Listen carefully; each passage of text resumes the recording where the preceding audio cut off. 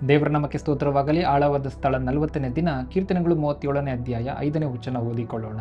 ನಿನ್ನ ಭೂಯಾತ್ರೆಯ ಚಿಂತೆಯನ್ನು ಯೆಹೋವನಿಗೆ ವಹಿಸಿಬಿಟ್ಟು ಭರವಸದಿಂದಿರು, ಆತನೇ ಅದನ್ನು ಸಾಗಿಸುವನು.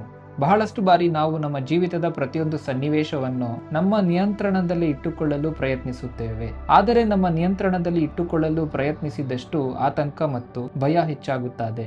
ಆಳವಾದ ಸಂಪರ್ಕ ಎಂದರೆ ನನ್ನ ಯೋಜನೆಗಳಿಗಿಂತ ದೇವರ ಯೋಜನೆಗಳೇ ಶ್ರೇಷ್ಠ ಎಂದು ನಂಬಿ ನಮ್ಮ ಮುಷ್ಟಿಯನ್ನು ಸಡಿಲಗೊಳಿಸಿ ಎಲ್ಲವನ್ನೂ ಆತನ ಕೈಗೆ ಒಪ್ಪಿಸುವುದು. ನೀವು ನಿಮ್ಮ ಭವಿಷ್ಯ, ನಿಮ್ಮ ಕುಟುಂಬ ಮತ್ತು ನಿಮ್ಮ ಚಿಂತೆಗಳನ್ನು ಯೇಸುವಿನ ಪಾದದ ಬಳಿ ಇಟ್ಟು ಸಂಪೂರ್ಣವಾಗಿ ಶರಣಾದಾಗ ನಿಮ್ಮ ಹೆಗಲ ಮೇಲಿನ ಭಾರ ಇಳಿದು ಹೋಗುತ್ತದೆ. ಇಂದು ನಿಮ್ಮ ಸ್ವಂತ ಶಕ್ತಿಯನ್ನು ನೆಚ್ಚಿಕೊಳ್ಳುವುದು ನಿಲ್ಲಿಸಿ ದೇವರಿಗೆ ಸಂಪೂರ್ಣವಾಗಿ ಶರಣಾಗಿ ಆತನ ಶಾಂತಿಯನ್ನು ಅನುಭವಿಸಿ.